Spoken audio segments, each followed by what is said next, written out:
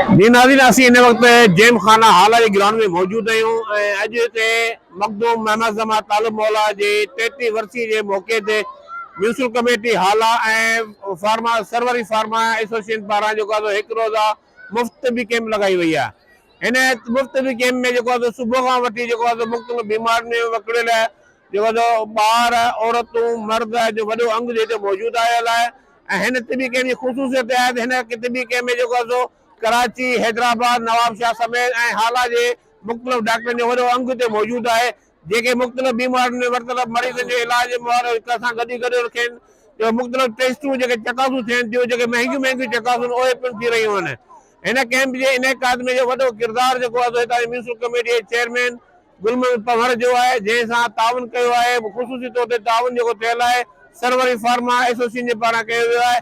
जॾहिं त महकमा सिहत जे आला अमलदारनि पिणु जेको आहे जंहिंमें DHO मटियारी समेत MS हाला ऐं MS मटियारी में मेन किरदारु रहियो आहे। उन खां अलावा हिते मुख़्तलिफ़ NGOs पिणु जेको आहे सो म्यूनसिपल कमेटी जे चेयरमैन सां साथ ॾींदे जो हिन कैंप खे सधारो बनाइण लाइ जेको आहे इहा कैंप लॻाई वई आहे।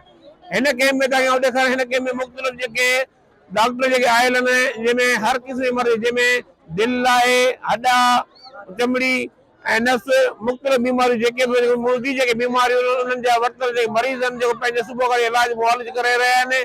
ऐं हिते आउं तव्हांखे ॿुधाईंदो हलां हिते आयल मरीज़नि खे जेको आहे दवाउनि सां महांगियूं महांगियूं दवाऊं पिणु जेको मुफ़्त ॾिनियूं वयूं आहिनि।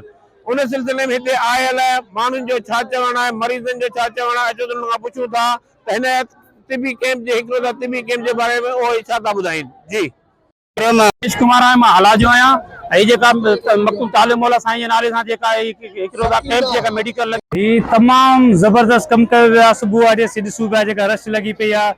तमाम स्पेशलिस्ट डॉक्टर जेके कराची, हैदराबाद, नवाबशाह, मटियारी ऐं मुख़्तलिफ़ ज़िलनि खां मुख़्तलिफ़ शहरनि ॾहरिया आहे ऐं रहवासी सांधाण खां जी तमाम बेहतरीन ये जेका कैंप लगाई वई है। मां पाण एक ऑब्जर्वेशन कई है, मां पाण हिते काफ़ी कलाकनि खां ॾिसां वेठो। मुख्तियार शाह हाला जीअं त इहा वर्सी तालिब मौला जी लगाई वई आहे, 33 वर्सी मल्हाई पई वञे। मखदूम जमील ज़मा, मखदूम महबूब ज़मा ऐं चेयरमैन साहब जे तावन सां डॉक्टर कुर्बान अली मेमन MS एक्स कैलका अस्पताल हाला। मेहरबानी तव्हांजी।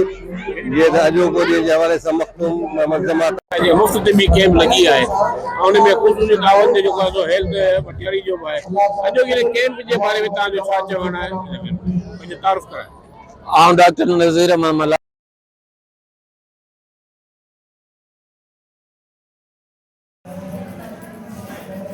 ब्लड प्रेशर की दवा वठी, बाकी जेकॾहिं महीने जी ख़राबी आहे या जेको बि मसइलो आहे त फ़िलहाल तव्हां पंहिंजे डॉक्टर जी दवा वग़ैरह लिखायो।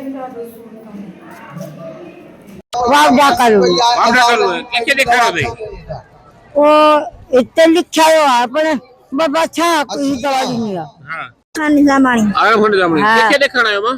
अब दिमाग वाले डॉक्टर के मिलियो तव्हांखे? हां अच्छा इलाज थियो? हां दवा दी नहीं थने दवा मिलियो? ये रही हां छा थियो मां? बस कर घणे का घणी रुगो सा कसा ते सोरत